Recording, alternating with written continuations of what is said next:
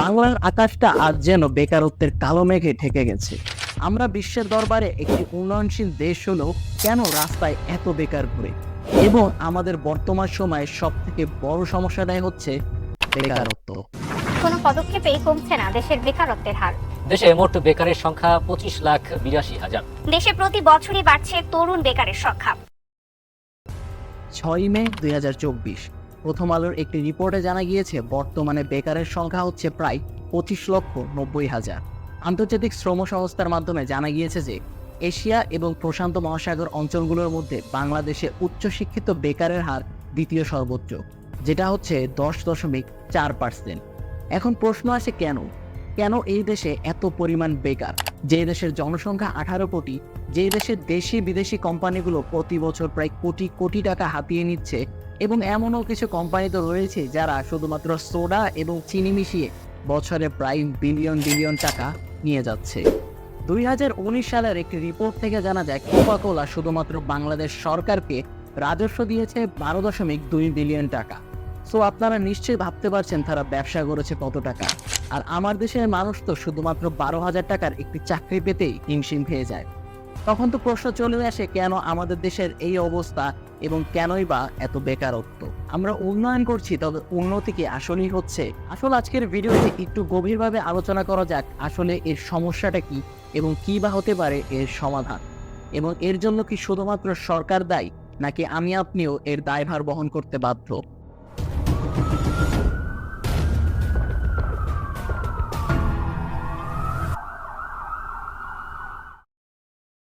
আমাদের তো লক্ষ্য আছে যে সারা বাংলাদেশে এই মুজিব বর্ষকে ঘিরে কেউ যেন বেকার না থাকে। এমন বহু কথা আগে বলা হলেও বাস্তবায়ন হয়েছে কয়টি সেটা আপনারাই ভালো জানেন। আসেন এবার একটু গভীরে যাওয়া যাক। বাংলাদেশের সরকারি কর্মকর্তা ও কর্মচারীর পদ সংখ্যা 12.5 লাখ, অথচ প্রতি বছর চাকরির বাজারে নতুন করে প্রবেশ করছে 22 লাখেরও অধিক তরুণ। তাহলে বাকিরা কোথায় যাবে? কোথায় হবে তাদের চাকরির ঠিকানা? 2010 সালে সরকারি খাত থেকে শুরু হয়েছিল বঙ্গবন্ধু হাইটেক পার্কের কাজ। তবে এটার কাজ এখনো কতদূর এগিয়েছে কিংবা কি অবস্থায় রয়েছে কারই বা জানা।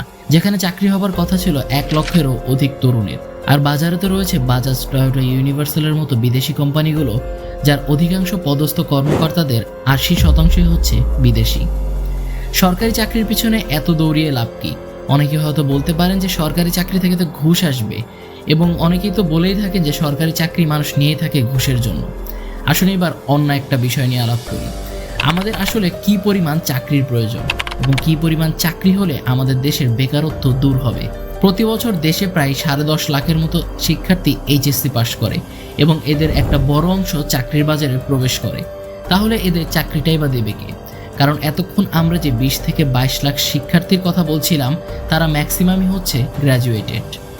তবে আমরা যদি এই 20 থেকে 22 লাখ শিক্ষার্থীর সাথে এই 10 লাখ তরুণ এসএসসি পাস এছাড়াও 8 পাস কিছু তরুণদের কথা তুলনা করি, তাহলে কিন্তু এর পরিসংখ্যানটা আরও বেশি হয়ে দাঁড়ায়।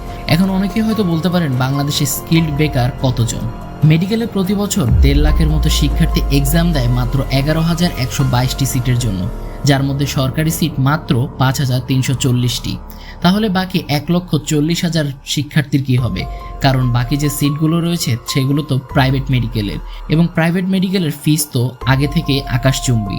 এক রিপোর্টে দেখা গিয়েছে প্রাইভেট মেডিকেলের ম্যাক্সিমাম যেগুলো ভালোর কাতারে রয়েছে সেগুলোর ফিস 20 থেকে 30 লাখ। এখন প্রশ্ন আসতে পারে সবাই তো আর ডাক্তার হবে না।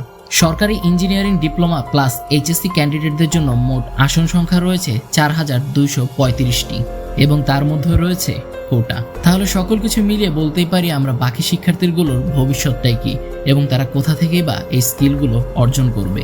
কারণ যেখানে আমাদের দেশে পর্যাপ্ত পরিমাণ ইনফ্রাস্ট্রাকচার নেই এই সকল শিক্ষার্থীদের ট্রেন আপ করার, কিংবা সরকারি কোনো ব্যবস্থাও নেই এদেরকে নিয়ে কোনো কাজ করার। সরকার বারবার এদের নিয়ে বিভিন্ন কথা বললেও রেজাল্ট কিন্তু সেই 0।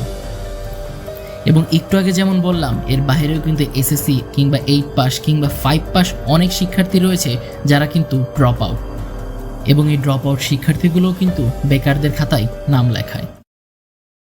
এতক্ষণ আপনি যে ভিডিওটা দেখলেন এটা দেখে আপনি হতাশ হতেই পারেন, এবং এটাই বাস্তবতা। তবে এই নিয়ে হতাশটা হয়ে আপনার উচিত পরবর্তী সামনের দিকগুলো নিয়ে ভাবা। এবং এই বেকারত্বকে ধ্বংস করার জন্য আমার আপনার মতো মানুষদেরকেই এগিয়ে আসতে হবে। আমি আপনাদেরকে আজকে 3টা স্টেপ বলবো, যে স্টেপগুলো আপনি ফলো করতে পারেন আপনার বেকারত্ব দূর করার জন্য। নাম্বার 1, স্কিল ডেভেলপমেন্ট করেন।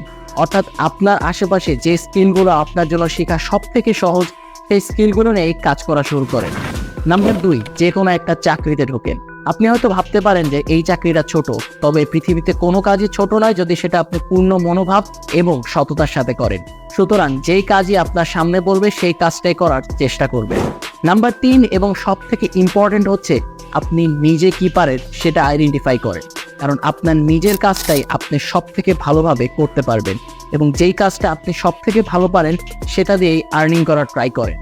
এবং এতগুলো কথা শোনার পর আমরা এতটুকু অবশ্যই বুঝতে পারলাম যে সরকার কিংবা অন্য কারোর উপর এই দায়ভার চালালে আমরা টিকতে পারবো না এবং আমাদের নিজেদের টিকে থাকার জন্য নিজেদেরকে লড়াই করে যেতে হবে। তো আজকের ভিডিওটি ছিল এই পর্যন্ত। এমন সব ভিডিও পেতে অবশ্যই আমাদের চ্যানেলটিকে সাবস্ক্রাইব করবেন। ভিডিও ভালো লাগলে অবশ্যই আপনাদের আশেপাশের বন্ধু বান্ধবের কাছে শেয়ার করবেন। দেখা হবে পরবর্তী কোনো ভিডিওতে। সবাই ভালো থাকবেন, সুস্থ থাকবেন। আল্লাহ হাফেজ।